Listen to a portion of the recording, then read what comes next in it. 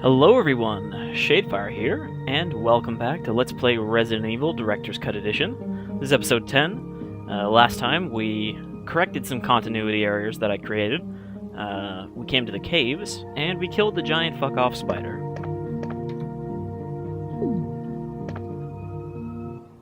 So now we just have to explore the rest of the caves, which isn't really much, as far as I remember. Oh geez, snakes.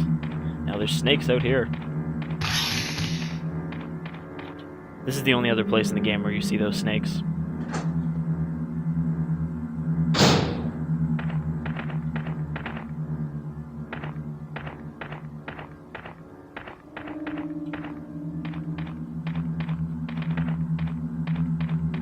Okay, there's an elevator over here. We don't want to take that just yet.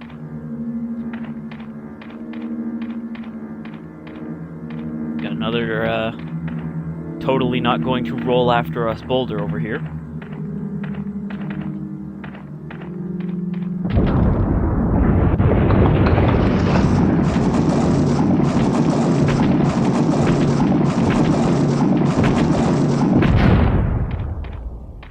Unlike the last one, this does not knock down a section of wall.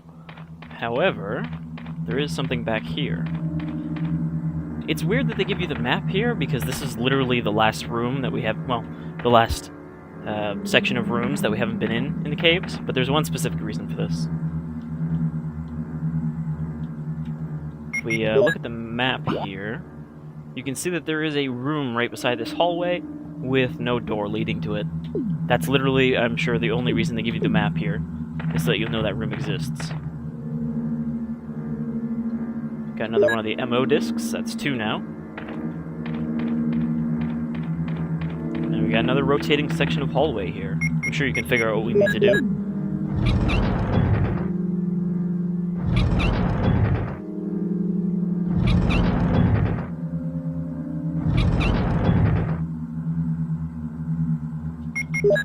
And just to be annoying, they put it on the opposite side, so you actually have to crank this thing 3 times. Which seems like it really doesn't add anything to it. It's like, well, I figured out the puzzle, can I just solve it now? Instead of making me watch this animation.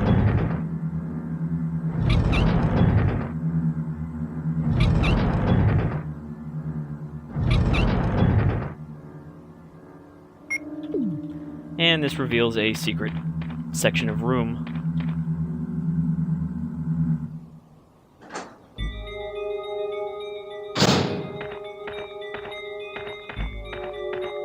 Got a pretty simple puzzle here.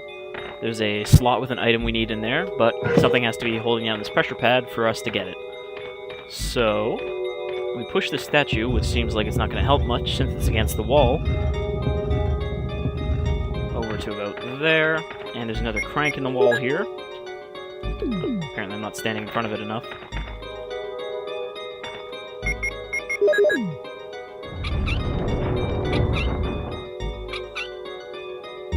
Which is probably the most random use for a crank.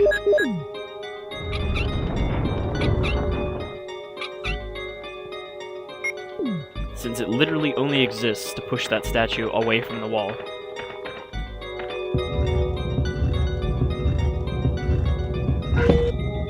So we pop that onto the spot, and we get the next key item we need to escape. Doom Book number 2. Now, we already got the first one way back in the mansion. So now we have the wolf and eagle medallions, which we're going to need to access the next area.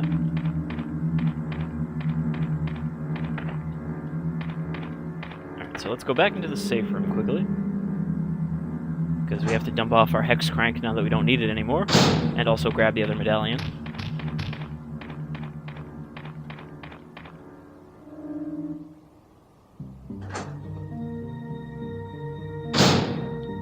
And that's it for the caves. That was literally everything in the area.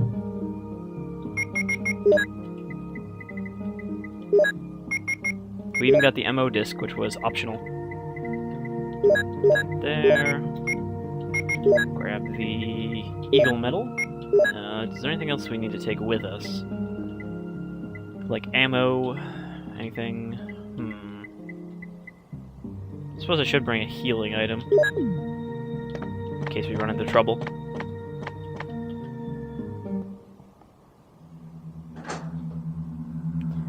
Though if I remember correctly, I think we've already seen all of the hunters we're gonna see in-game.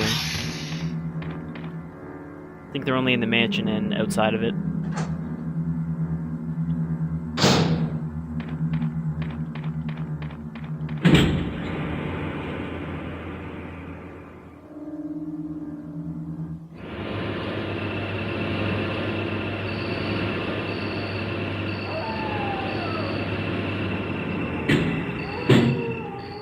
And this brings us back out to the courtyard. However, you can see we're in an inaccessible area.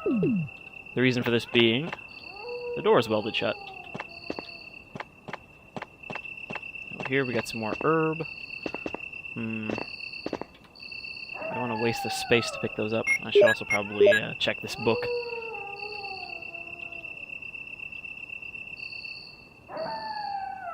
Alright, so there's our wolf medal. I think we're just going to leave those herbs for now. Can always come back for them later. And here we got a fountain.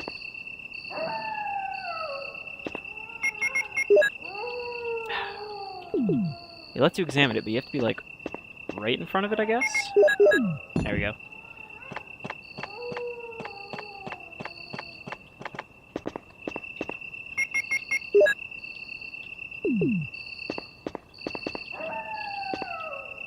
This right here would be a huge pain in the ass if you forget to check that one room where you get the Eagle Medallion, because that would mean you'd have to run all the way back to the mansion from here.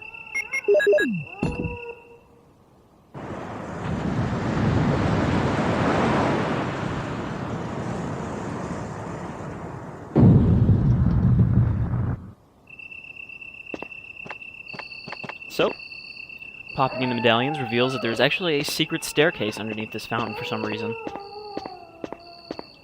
Doesn't seem like the most practical solution. Because, you know, how does that fountain refill every time you take the medallions out? And if it doesn't, then it's not very hidden now, is it?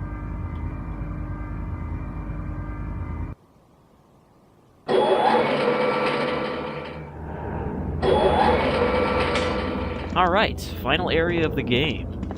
Let's see if I have the name yet. Yeah. So this is their secret laboratory. Presumably that fountain entrance is literally the only way to get here, which seems like a pain in the ass on a day-to-day basis. There's got a locked door here, which will, unlike most emergency exits, which let you decide when the emergency is and when to use them, this one requires a system trigger declaring an emergency to actually be opened, so can't do anything with that right now, unless something terrible happens. Alright, another item box here. Do we need anything that we didn't have before? We're gonna need the MO discs down here somewhere, but I don't know if we should take both of them yet, because they'll just take up space. Actually, yeah, I'm gonna swap out the shotgun, or not the shotgun, the grenade launcher, because we don't really need it right now for these MO discs.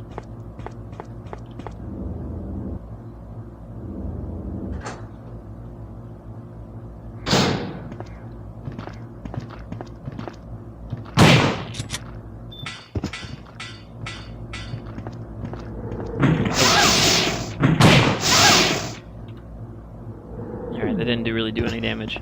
It's weird that even when you're not on the stairs, as long as you're in proximity to them, they'll use their vomit attack instead of their grab, because of the way they're programmed. And there's the third and final MO disc, which we need to get the best ending for the game. Alright, electronically locked, meaning we won't need a key.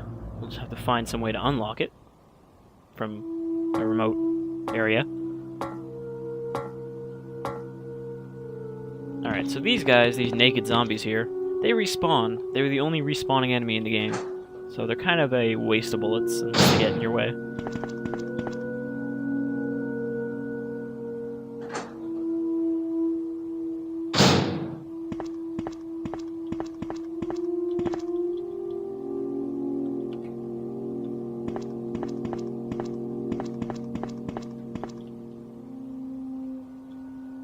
Nah, we don't need those.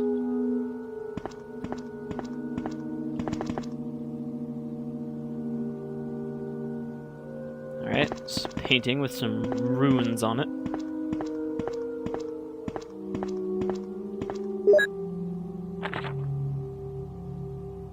Alright, a letter addressed to Ada. This is actually addressed to Ada Wong, the Asian spy slash tourist in Resident Evil 2.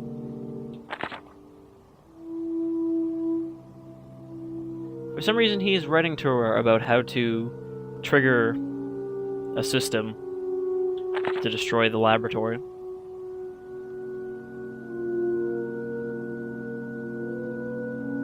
There's an important clue in there.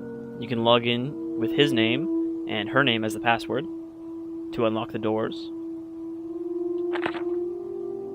And then here's a code for the other password we need to actually make use of the self-destruct system.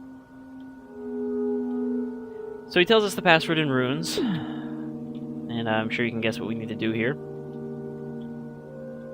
Jill even repeats it there, in case you didn't get that those are important. Interestingly, that's also the person that Ada tells Leon she's looking for in Resident Evil 2. She says she's looking for her boyfriend, John. So no, that's not it. Never mind. Gotta push the bookshelf first.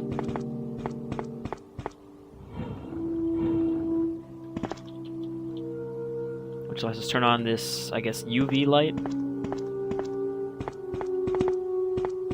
Oh. Guess we didn't need to turn the light off for that to work. Turn both lights on. Alright, here we go. Which converts the runes into letters, and then you're just supposed to compare the ones from the note to here until you figure out what it is. I already know what the password is. The password is mole.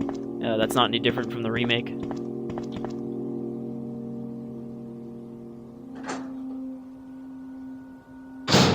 So with that, we can now activate the self-destruct and unlock the doors as well.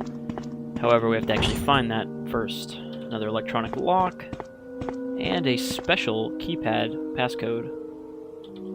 This is what we need the MO discs for.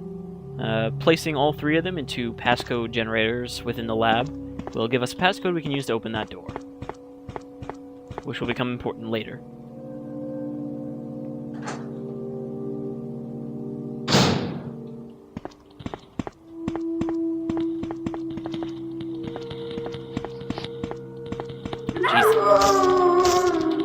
I think there was a fourth one.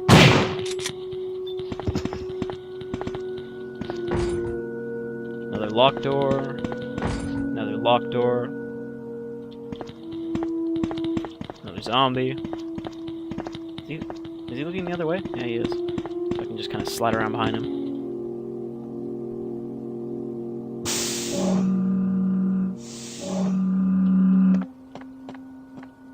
Alright, we got some kind of industrial tanning bed in here. Is that a vending machine? No, I guess it's just like a lit storage shelf. Seems like a weird place to have a vending machine.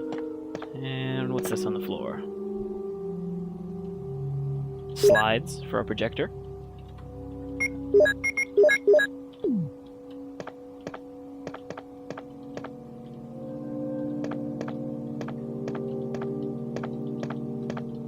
Some sort of printer? Nope, it's nothing special according to Jill.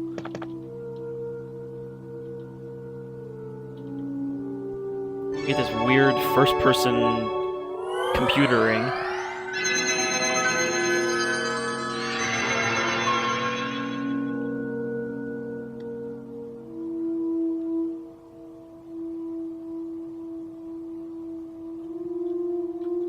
So, username John.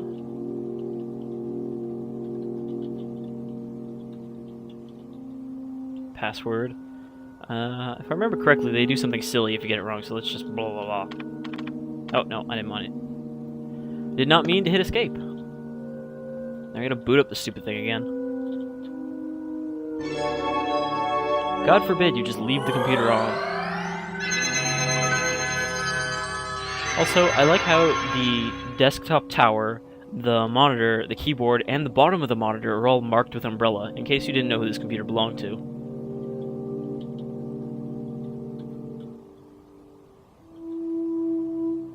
John... T. Enter.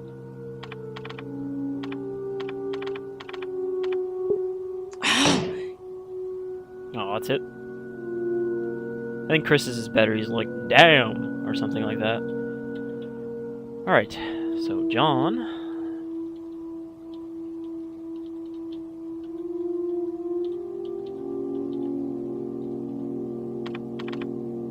Somehow that manages to be faster and easier to use than the PS3 typing system. Select floor, B2.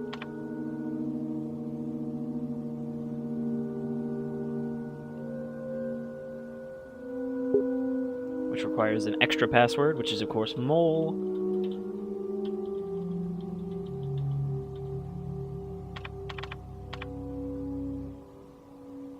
Alright, so that unlocks the doors upstairs, or door rather.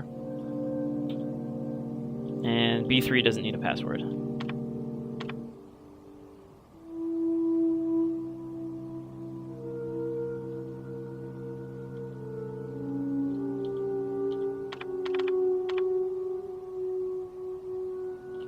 And with that, we've opened up more of the area.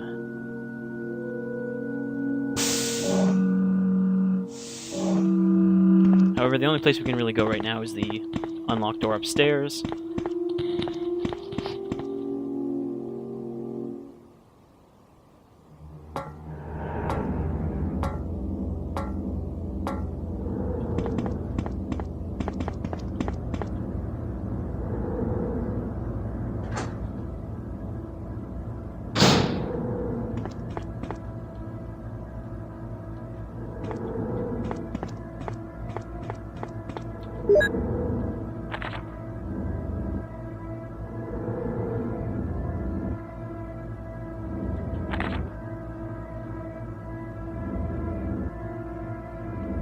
Alright, so they're very specific about who they allow to use their helicopters.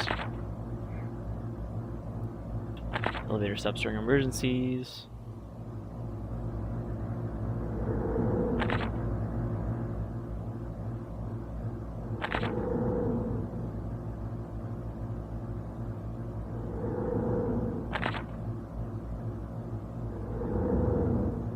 So this is just describing all the different areas of the lab.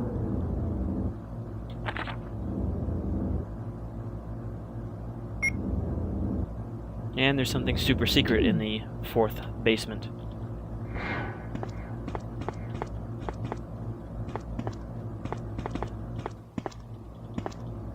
Well, this doesn't look conspicuous at all.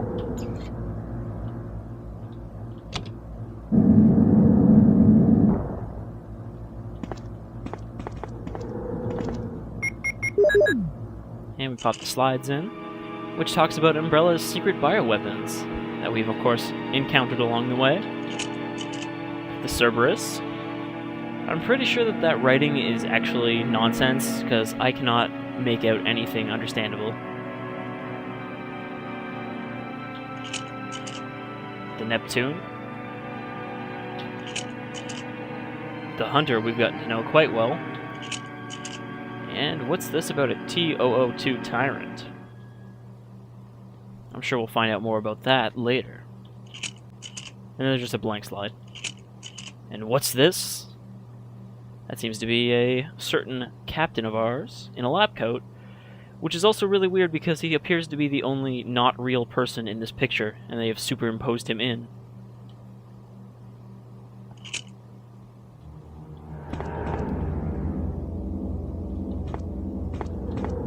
So, to no one's surprise, it seems that Wesker works for Umbrella. Though I don't know if Jill can figure that out without being told. Alright, we got the P room key. It's of course the key to the power room.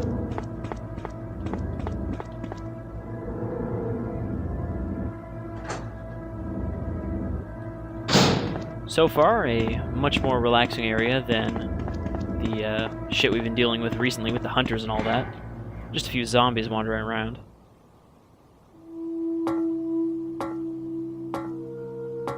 I'm sure that will continue for the rest of the game. Alright, let's see here. We unlock these doors, but that one in the middle is still locked from the inside. So there's only one door we can go through that we unlocked.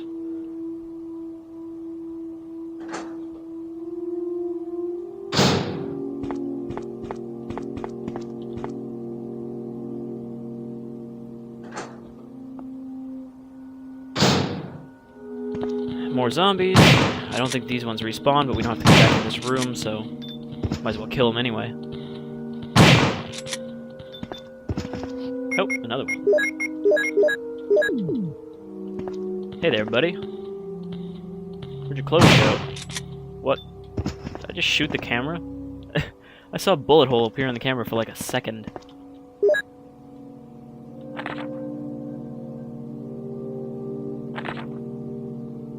Well, it seems like somebody already didn't follow this and did not destroy the memorandum as soon as it was understood.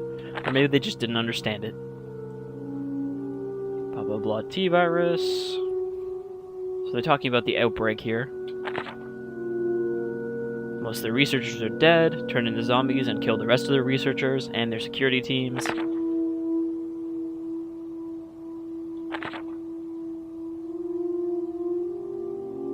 The fact that their research has killed most of their staff proves that their research is effective as a weapon.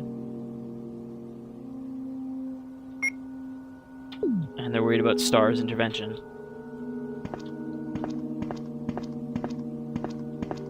Excite!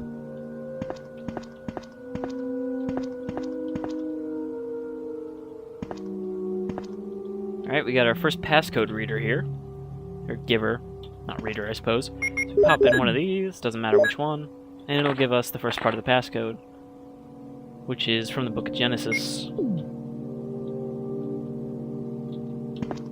Presumably, if Jill was familiar with the passage, she would just know the other two parts of the password. And that's all that's in here. If we weren't going for the good ending, we would actually have no reason to come into this room. Which I think is the case for the other two MO readers as well.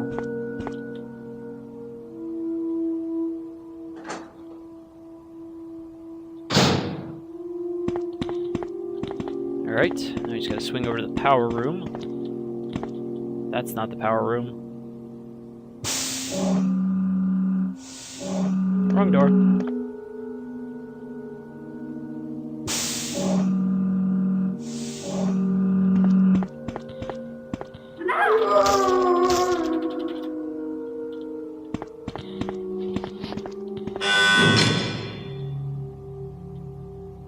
Don't need that anymore, so we'll toss it.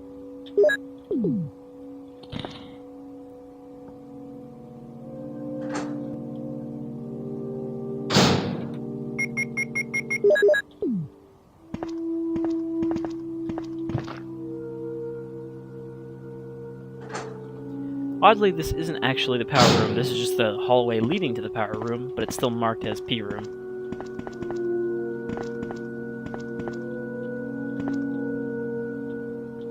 I don't care about the operating table, I just want the shotgun shells. Come on now. Oh my god, Jill, just pick up the shotgun shells, god damn it. Alright, so we got some crates, we got some steps, and we got two grates in the floor by a switch. We've seen this before, those are probably full of poison gas. Seems a safe bet that we should push this on top of that. How do we get that other crate in a position where we can move it to where it needs to be?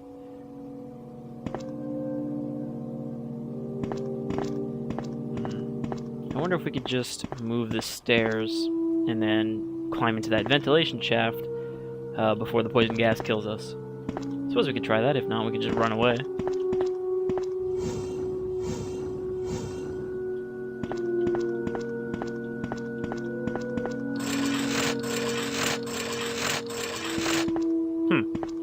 The button seems to be stuck between the crate and the stairs, so has no effect. That's good.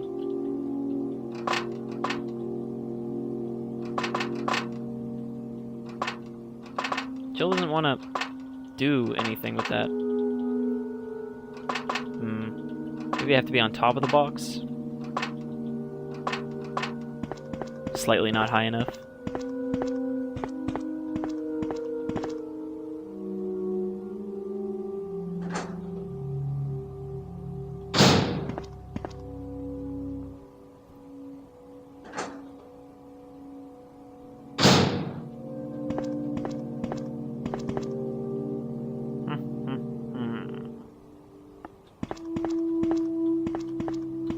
if I... Can I push that out of the way without putting it against the wall? And then...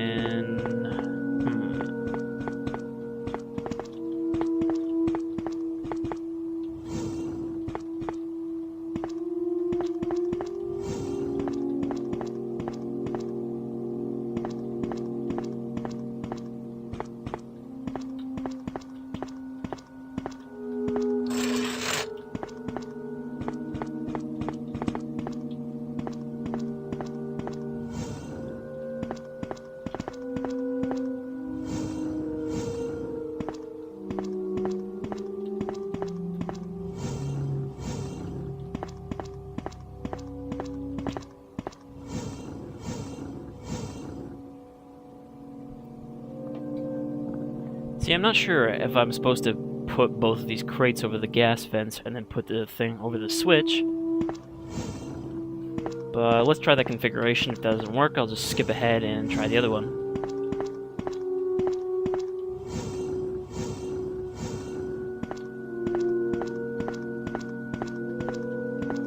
All the fun and excitement of pushing boxes.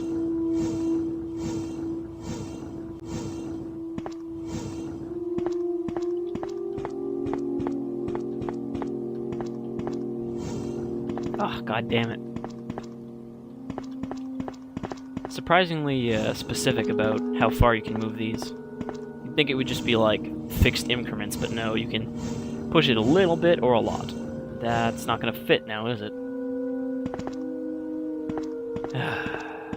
You know what? I'm just gonna push the stairs into position, and then I'm gonna push that crate down over there onto the button. And hope shit works itself out. Oh, it does fit. Okay, now can we go in the vent? I guess we were a little bit to the left of it last time, so we couldn't go in. Alright, looks like we found the morgue. More magnum bullets. Those are always nice.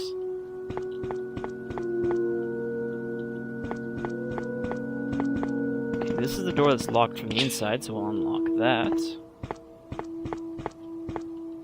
And here's another one of the readers.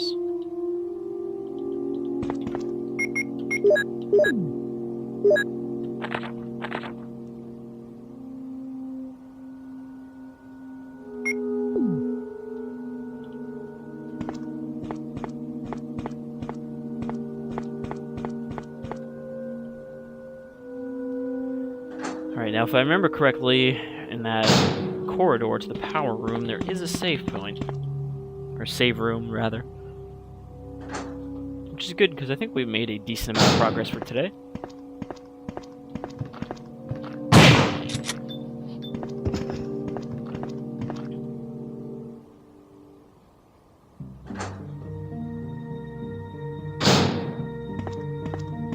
Alright, what do we got in here? Got some incendiary rounds. Flame rounds, sorry. It wasn't until later games that they're called incendiary rounds. Green herb, blue herb.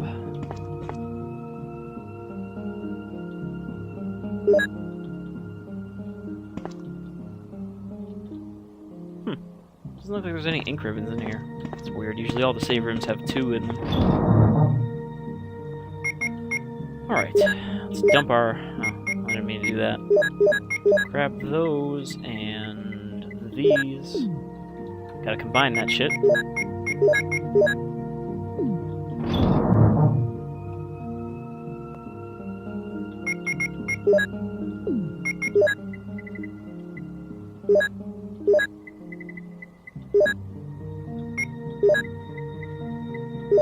Fuck it.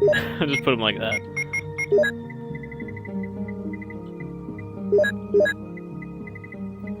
We're too far in to worry about organizing our inventory. Alright. So,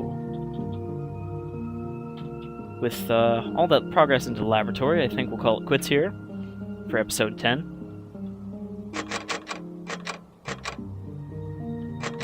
Save over the first save.